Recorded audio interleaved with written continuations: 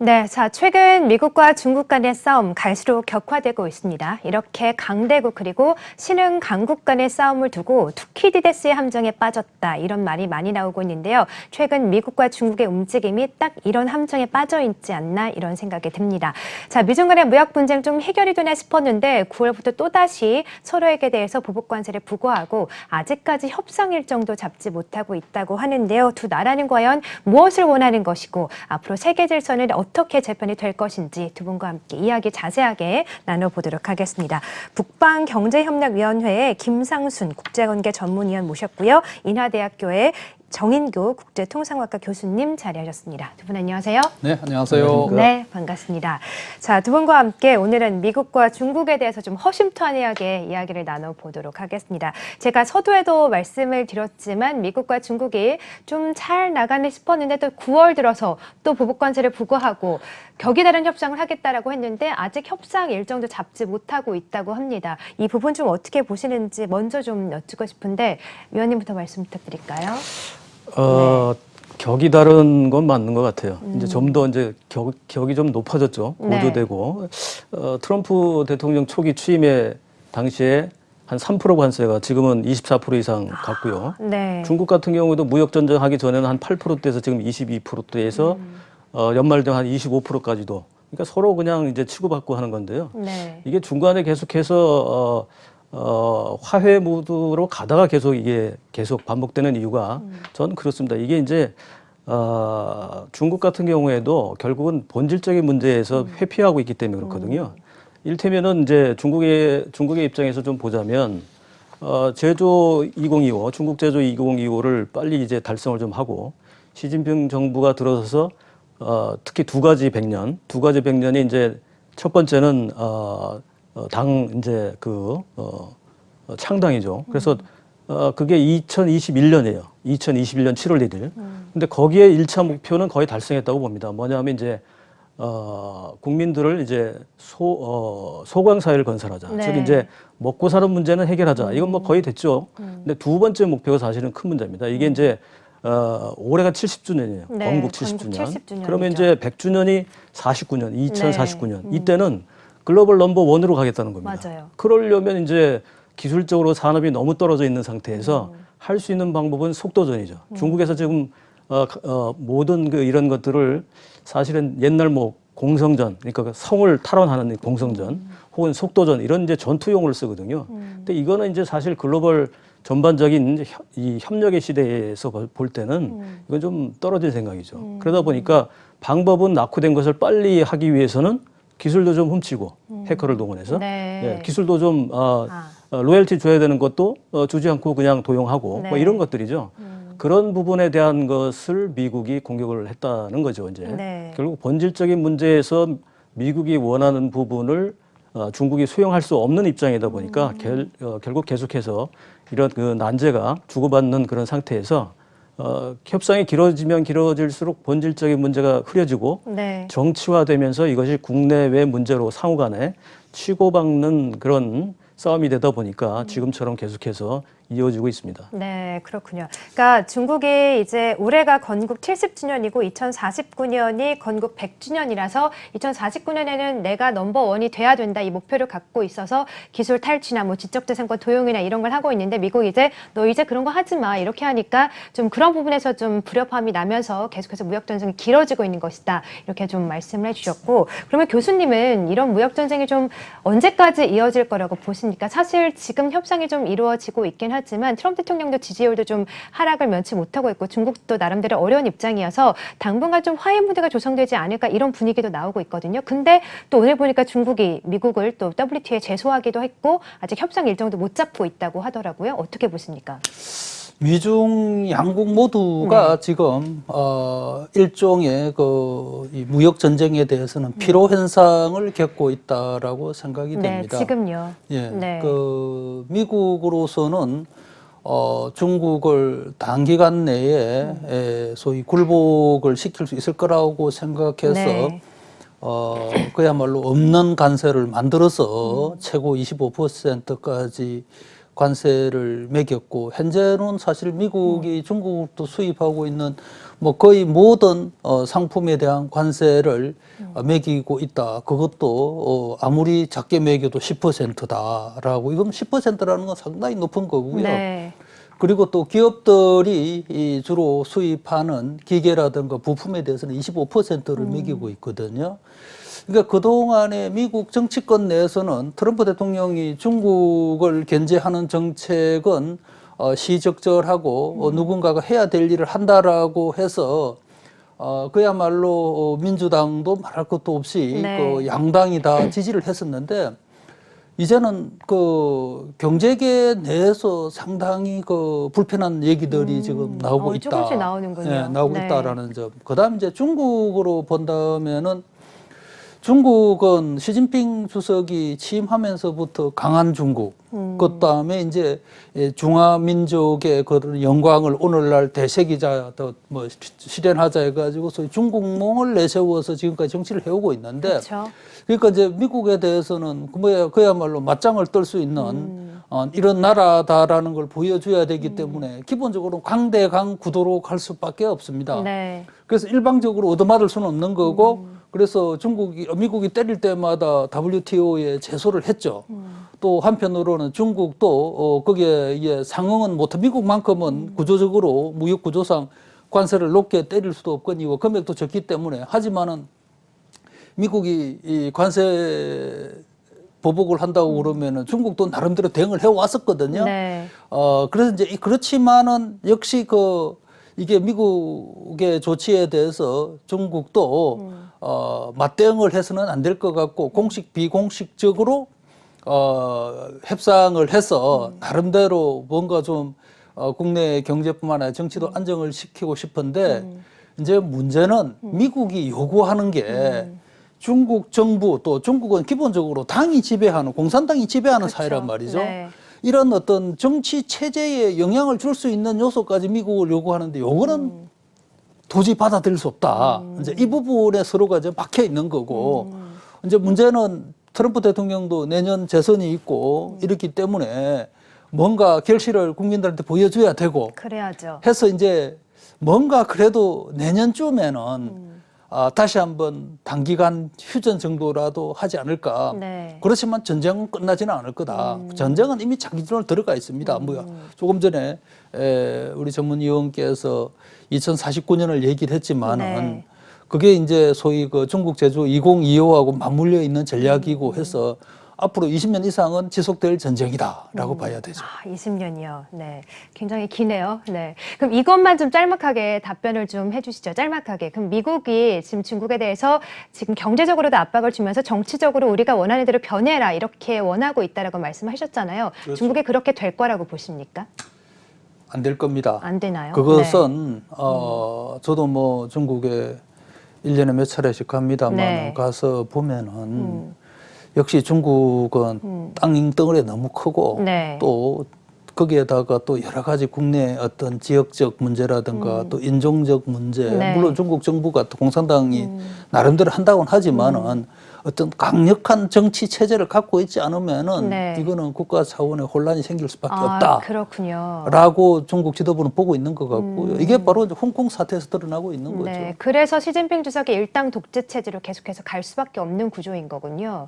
네. 그렇죠. 지금 뭐 중국은 뭐 그렇군요. 일당이 지배하는 그런 정치 체제 하에 있죠. 네, 그렇군요. 이렇게 중국이 정치적인 면에서 미국이 원하는 걸 수용을 할 수 없기 때문에 이 두 나라 간의 싸움은 향후 20년은 계속될 것이다라고 말씀해 주셨어요. 그럼 위원님께 좀 여쭤보고 싶은데 사실 이런 기조가 비단 미국과 중국만의 문제는 아니잖아요. 전 세계가 지금 보호무역주의, 자국 이기주의를 가고 있습니다. 실례로 우리도 일본과 이런 싸움을 하고 있고 브렉시트도 지금 영국도 유럽연합에서 탈퇴하겠다면서 전 세계가 보호무역주의를 가고 있는데 이걸 좀 저희가 미중 간의 문제를 보기보다는 전 세계적인 기조가 바뀌었다고 봐야 되는지 아니면 앞으로 이런 기조가 바뀌게 된다면 우리는 좀 앞으로 어떻게 해야 되는지 이 부분이 궁금하거든요.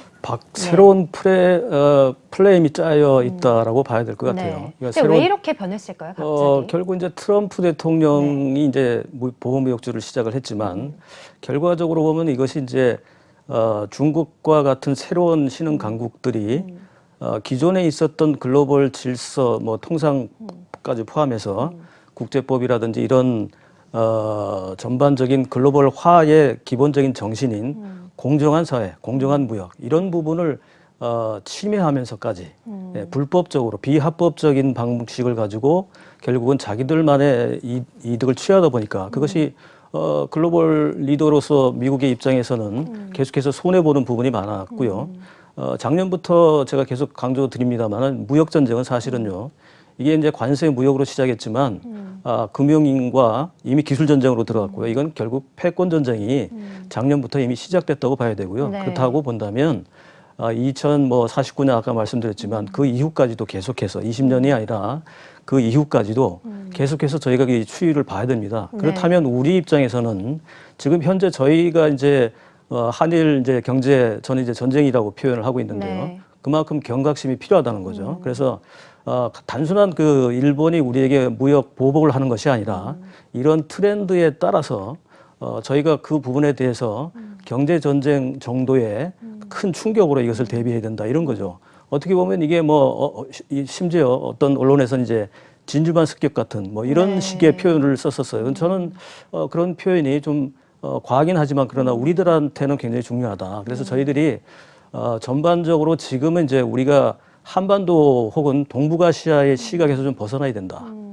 이번 정부에서 특히 잘하고 있는 것이 이제 신북방, 신남방 정책이에요. 네. 지금 뭐 대통령 오늘 지금도 계속 태국에서 케이팝 관련된 걸 하시고 계시고 뭐 이런 식의 저희가 이제는 중국, 일본, 러시아, 그다음에 뭐 미국 현재 이 4강 외교에서 벗어나야 됩니다, 저희가. 그리고 우리의 실익 위주로 네. 우리 국익이 뭔지를 이 전술적인 부분에서도 상당히 많은 부분을 우리가 개선해야 됩니다. 네, 그렇군요. 그러니까 지금 제가 조금 말씀해 주시죠. 저도 좀 교수님. 의견을 좀 내고 싶습니다. 네.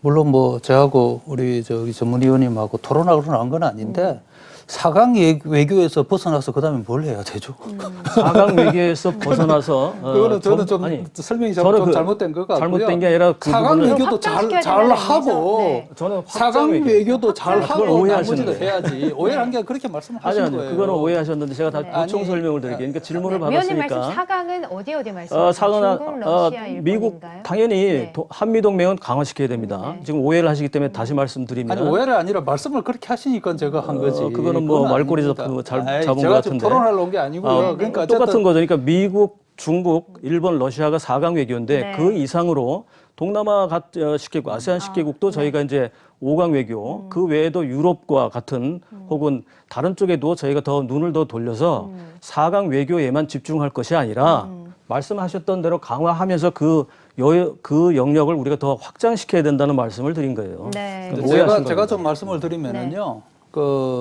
기본적으로 지금 말씀하신 것처럼 브렉시트 말씀하셨고 미중 무역 전쟁 말씀하셨고 그다음에 세계가 어쨌든 지금 보호무역주의나 패권주의로 가는 양상이 뚜렷해지고 네. 그다음에 WTO 중심으로 한 질서가 지금 와해되고 있는 이런 그렇죠. 상황이잖아요. 네. 이제 WTO는 앞으로 힘을 쓰기가 어렵게 될 수밖에 없는 게 네.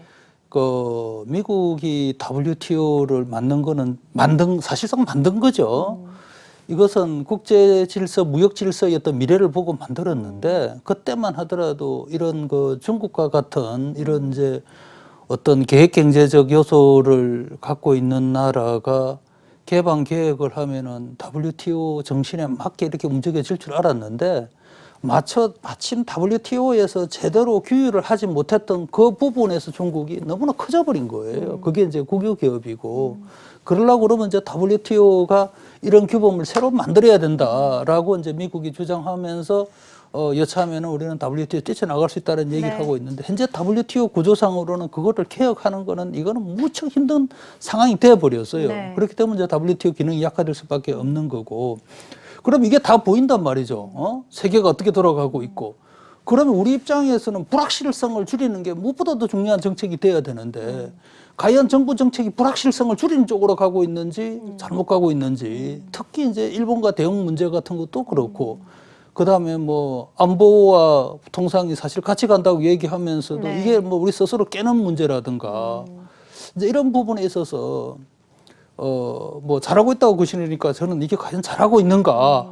라는 데 의문을 제기할 수밖에 없고 네. 4강 외교라도 정말 제대로 하면서 그다음에 좀 더 지평을 넓혀야 되는데 이게 근본이 지금 흔들리는 문제가 상황이 우리 국민하고 네. 있지 않냐라는 우려를 하게 됩니다. 네. 그럼 교수님은 어떤 대책이 좀 필요하다고 보십니까? 사실 두 분의 말씀처럼 그동안 우리는 전 세계는 하나고 우리 손잡고 다 같이 잘 살자 이런 거였는데 지금은 우리만 잘 살자. 해외에 있는 기업들이 다 우리나라로 들어와라. 이런 기조로 가고 있지 않습니까? 근데 우리는 수출 의존도가 굉장히 높잖아요. 근데 우리 입장에서는 이렇게 보호무역지로 가면은 좀 불확실성과 함께 더욱더 안 좋은 영향만 받기 마련이거든요. 그럼 우리는 어떤 대응책이 필요하다 보세요? 우리 입장에서는 기본적으로 세계 무역 질서가 소위 말해서 룰에 의한 통상이 이루어지는 쪽으로 추구를 해야 되는 거예요. 네.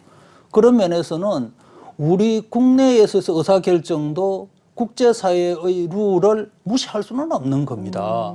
그걸 의식하면서 국내 의사결정을 해야 되는데 우리가 마치 미국이나 중국인 것처럼 된 것처럼 국제사회에서 우리도 맞짱 떨 수 있다라고 네. 이렇게 공공연히 얘기하시는 분들이 많아서 네.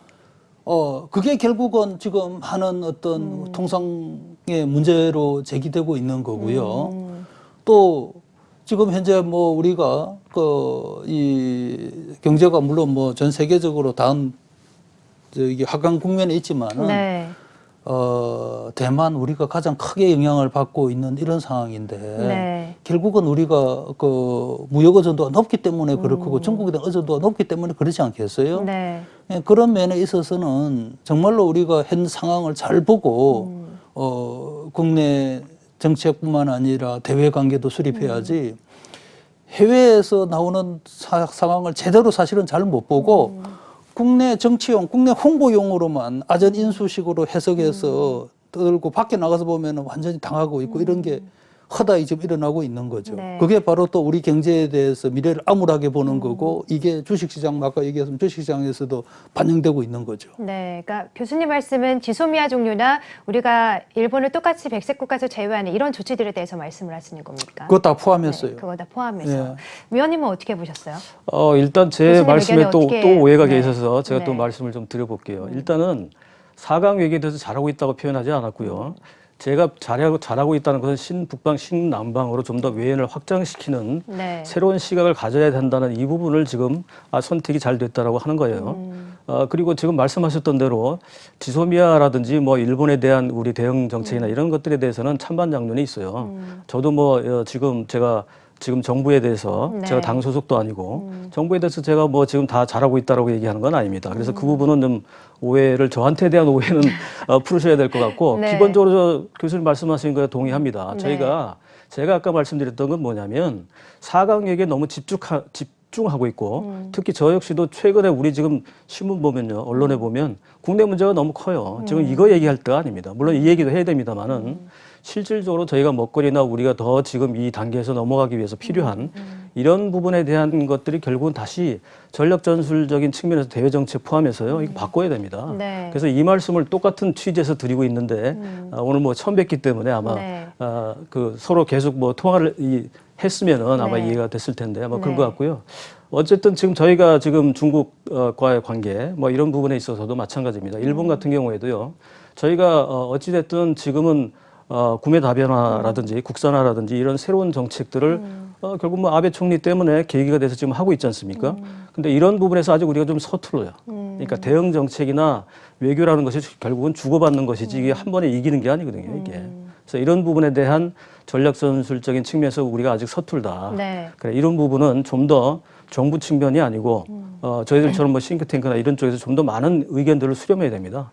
예, 그렇게 뭐 얘기를 말씀드릴게요. 하시다 보니까 같은 방향으로 얘기한 것 네, 같고요. 저는 알겠습니다. 잘하고 있다고 얘기하니까. 네. 그건 아니에요. 저는 우리나라 정책에 대해서 걱정이 너무 많은데 네. 방송에 나와서 알겠습니다. 잘하고 있다라고 얘기하는 옆에서 그들 수는 네. 없다. 저는 오히려 오늘 교수님 처음 뵀지만 오히려 더 제가 좀 도움을 많이 받은 것 같아요. 네. 사실상 제가 이제 뭐 오늘은 북방이 뭐 타이틀로 나왔습니다만은 저는 동아시아 평화를 연구하고 있는 학자고 글로벌 쪽에 네. 좀 더 우리가 어떻게 하면 한반도 평화 통일을 포함한 우리가 좀 더 유리한 그래서 남북한이 좀 통일 이전에라도 혹은 이후에라도 만약 통일되면 저희가 G5까지 금방 갈 수 있을 것 같아요.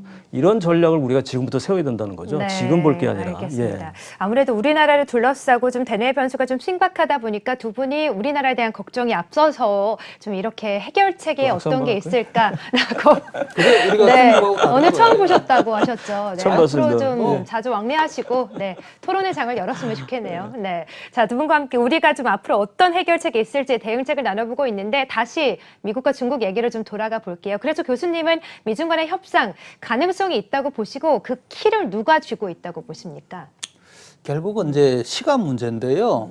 미국이 트럼프 대통령이 하는 거는 물론 트럼프 대통령 자서전도 단기간 내 상대를 완전히 그냥 굴복시켜서 압박 전술을 밀도 있게 써야 된다라는 게 트럼프 전술인데 네, 이게 지금 2년 동안 했지만은 안 통했잖아요. 그러니까요. 안 통한 거고 중국은 뭐 널리 알려진 것처럼 네. 장기전에 아주 능한 사람들이고 네. 또 상대가 필요로 하는 거를 슬쩍 몇 개 던져줘서 그걸 그냥 국내 정치용으로 써먹고 그러면서 또 유야무야되고 하는 게 지금까지 중국의 많은 그 통상 정책이나 또 통상 분쟁을 해결하는 방식이었는데 네. 이게 지금 서로가 잘 안 맞아요. 잘 안 되고 있고 그래서 시간으로 본다면은 역시 중국이 유리할 겁니다.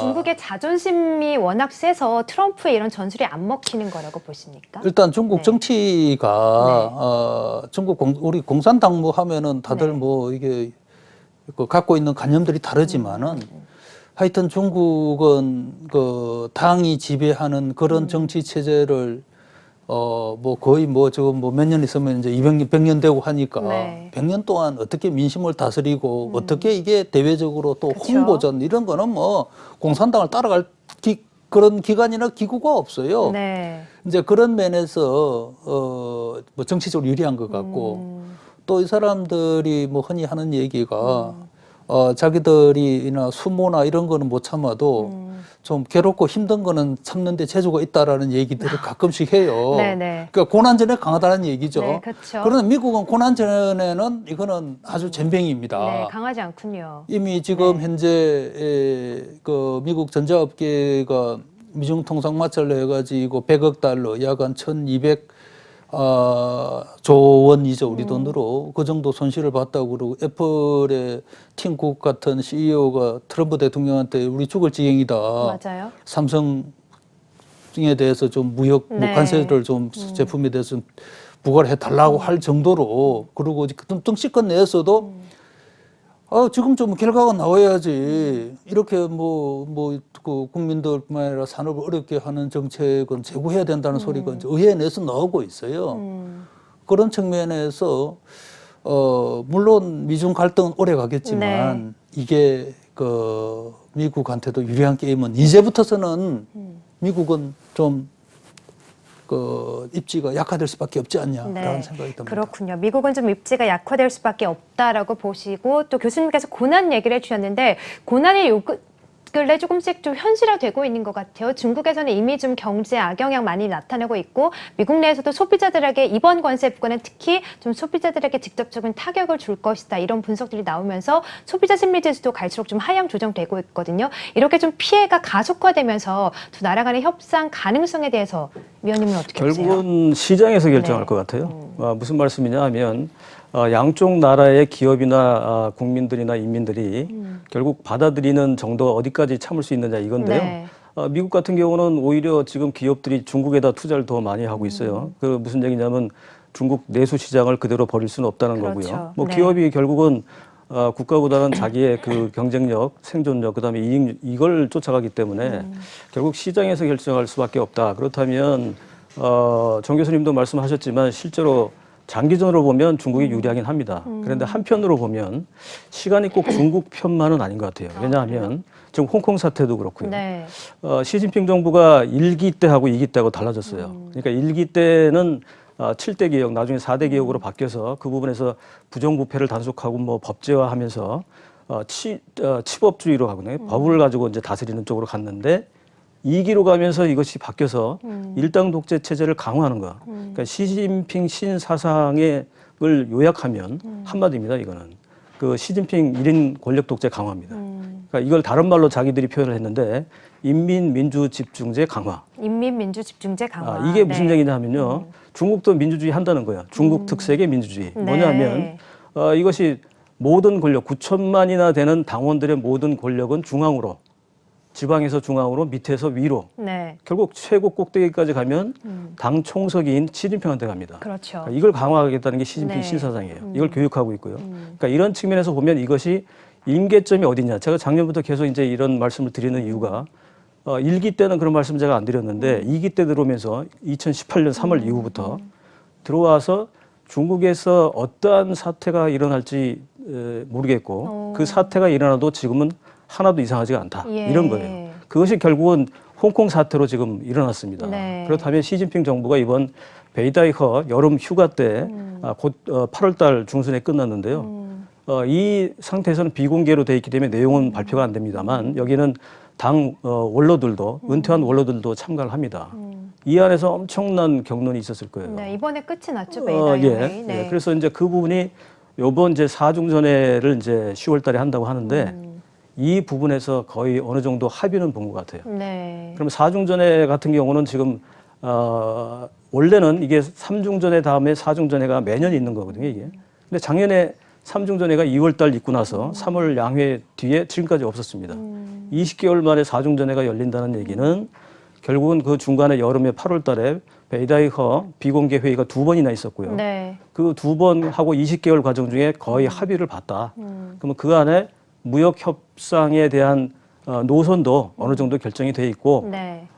그러나 홍콩 사태에 대한 부분은 아마 아직도 좀 미흡할 것 같아요. 네. 그래서 이제 그런 부분이 다 결정이 돼 있기 때문에 그런 부분이 어떻게 하느냐에 따라서 만약에 홍콩 사태가 잘못 변질되면 체제에도 위기가 올 수 있을 정도로 그러니까 시간이 결국 장기전으로 얘는 안정적으로 갈 때는 이것이 중국의 편이 될 수 있을지 모르겠으나 이것이 어떤 국내 문제로 어떤 변고가 있을 경우에는 이게 중국에 유리하지만 않다 이렇게 봅니다. 네, 그러니까 그 말에 좀 공감이 되는 게 지금 교수님께서는 장기전으로 이어지면서 미국이 약간을 좀 고개를 숙일 수도 있다라고 말씀하셨는데 지금 홍콩시가 이 시진핑 주석의 발목을 잡고 아킬레스건이 되고 있지 않습니까? 지금 약간 좀 비폭력 시위를 가는 듯하다가 엊그제 일어난 시위에서는 정말 좀 폭력 양상이 더욱더 심화되더라고요. 그러면서 민주주의 세력이 더욱더 좀 거세게 불고 있는데 이 홍콩 문제가 시진핑 주석의 발목을 잡게 되진 않을까? 혹시나 미중 간의 무역 분쟁이 불거지는데 미국에 오히려 유리한 입장을 주게 되진 않을까? 이 부분에 대해서는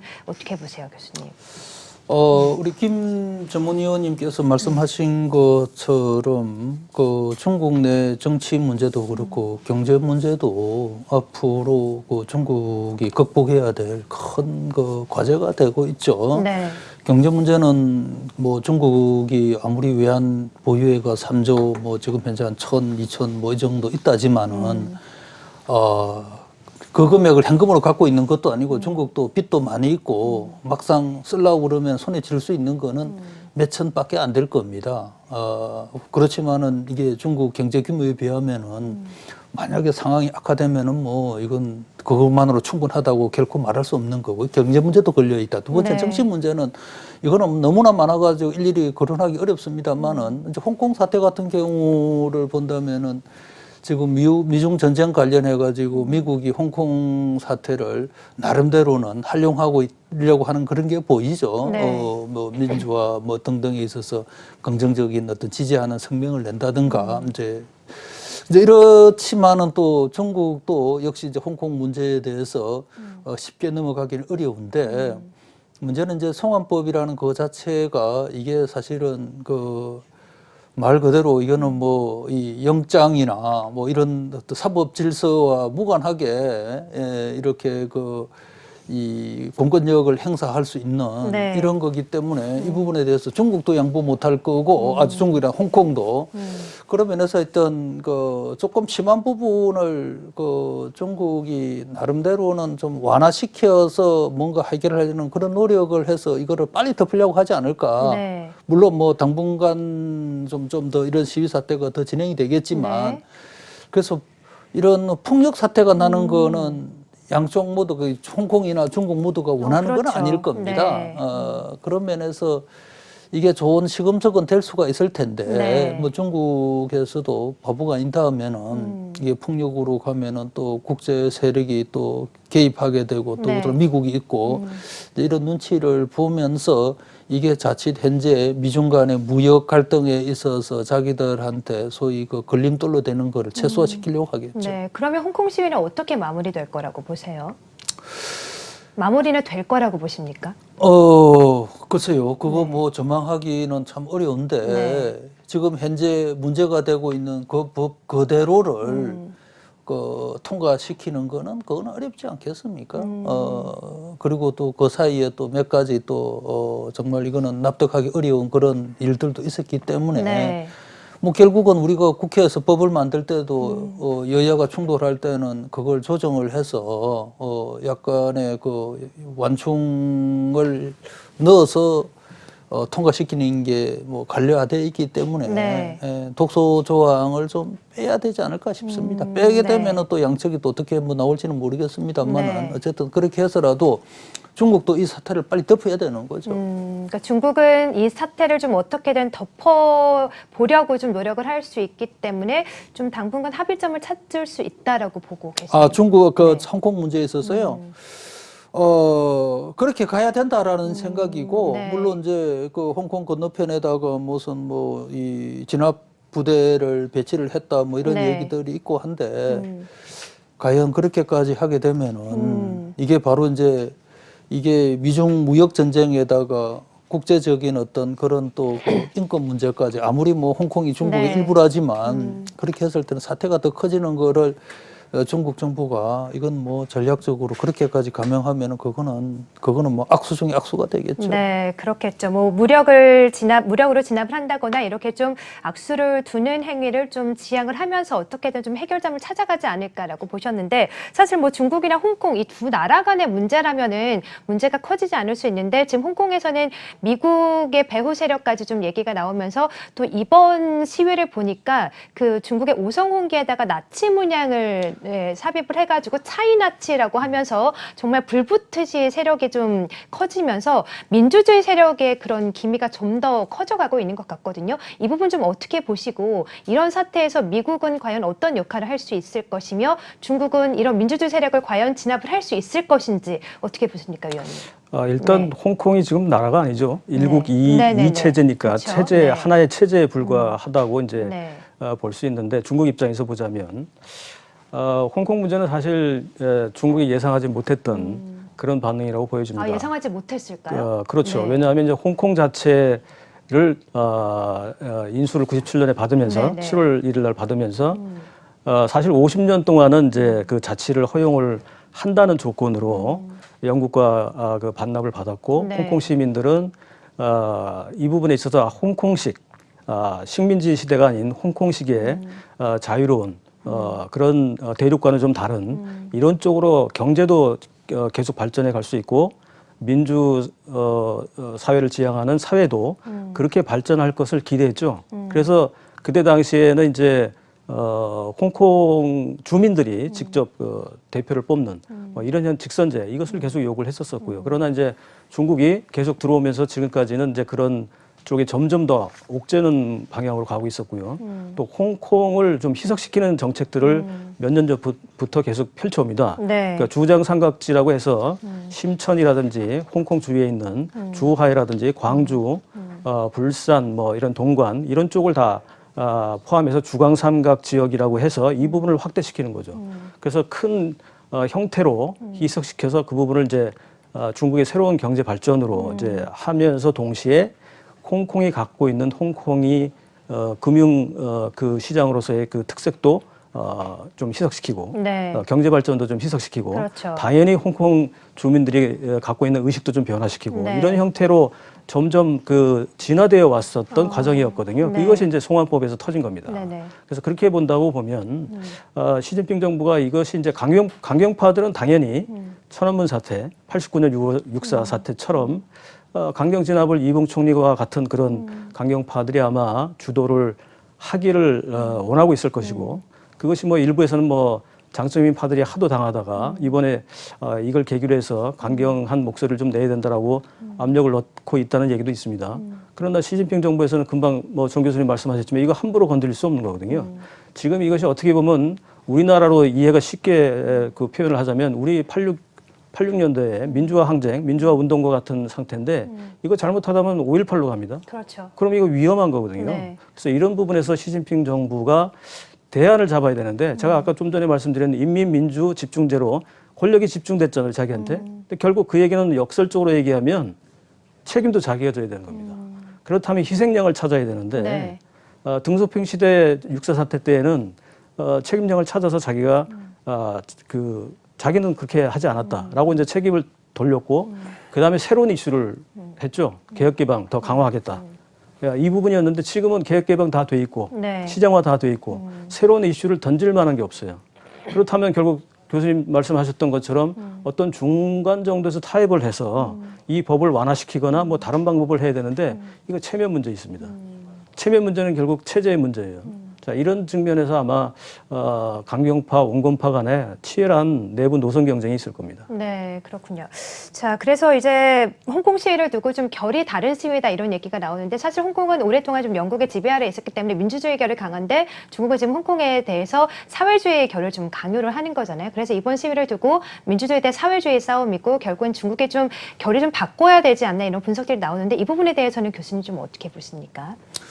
그렇죠. 그래서 이제 나름대로는 자치 기간을 갖기로 했던 게 뭐 일국 양제가 그 무리 없이 이제 되도록 돼 있었는데 그때는 아마 중국도 상당 부분 자유화 민주화가 되고 네. 홍콩도 또 중국의 특색을 좀 받아들이고 해서 뭔가 융합 체제를 만들어내려고 했을 텐데 그 사이에 중국에서도 민주주의고 또 자유화 시장 개방이 많이 되긴 했지만 네.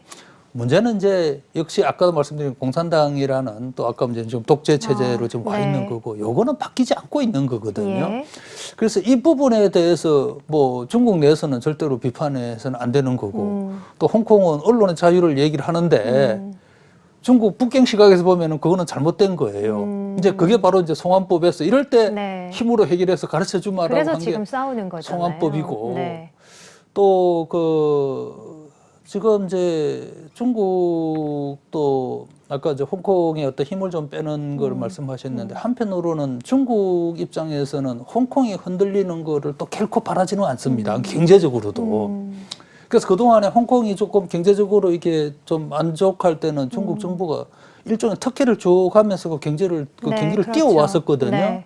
근데 이제는 안정이 됐다 싶고 또 그 중국의 그 인근의 그 바로 국경 아니고 이제 경계선 건너편에 있는 그 지역을 홍콩화하는 전략에 들어간 지 꽤 오래됐어요. 네. 그래서 이제 본격적으로 실력을 이제 드러내야 되는 이런 상황에서 이제 홍콩 주민들은 그게 싫은 거죠. 홍콩은 홍콩이어야 되고 중국하고는 분명히 차별해야 돼야 되는데 맞아요. 그 지역 전체가 강동성 전체가 사실은 홍콩화되는 네. 여기에 대한 어떤 이해관계의 충돌도 분명히 지금 작용하고 있다고 봐야 됩니다. 네, 그렇군요. 자, 그래서 이제 10월 중국 건국 70주년을 맞이해서 또 중국 정부에서도 제19기 중앙위원회 4차 회를 또 열지 않습니까? 의제가 좀 예상이 되는데 어떤 의제들이 나올 거라고 보시고 향후 중국 향방을 좀 어떻게 보시는지 홍콩 시위와 미중 무역 분야 관련해서 짤막하게 위원님 한 말씀 부탁드릴게요. 기존에 이제 중국 언론에서 나온 얘기를 보면 이번 주제는 중국 특색 사회주의의 통치 체제 완비 그리고 통치 체제 현대화예요. 현대화라는 말이 참 조금 먼저 의미가 좀 있고 네. 저는 뭐 유머스러운 표현으로 좀 받아들입니다만 사실은 통치 현대화가 뭡니까? 결국 과거로 돌아가는 거거든요. 현재. 그럼 결국 모순점이다 이거는 제가 볼 때. 그래서 일국 양제에서 거기에다가 홍콩 문제가 또 생기는 이 상황에서 과거로 모택동 시대로 돌아가서 공산당을 일당 독재로 해서 시진핑 주석이 모든 권력을 장악해서 강화시키는 그 과정에 대한 논의거든요. 네. 이건 좀 안 맞는 것 같고요. 실제로는 그러나 이번 실제 내부로 비공개로 내용은 아무래도 홍콩 사태에 대한 부분, 그다음에 미중 무역 전쟁 이것도 어떻게 할 건가. 10월 1일 날이 결국 이제 국경절인데 그 뒤에 이루어지거든요. 이게. 네. 그래서 그 뒤에 이제 결국은 우리가 이걸 어떻게 해결할 것인가 이런 것들 아마 논의가 될 것 같습니다. 네, 그렇습니다. 자, 중국도 미국도 앞에 놓여있는 문제들 점점 첩첩산중인데요. 두 나라 간의 치열한 다툼 그리고 글로벌 경제에서 두 나라가 어떤 해결책을 찾을 수 있을지 오늘 두 분과 치열하게 좀 이야기를 나눠봤고요. 지금까지 김상순 전문위원 그리고 정인규 교수님과 함께했습니다. 두 분 대단히 고맙습니다. 네. 고맙습니다.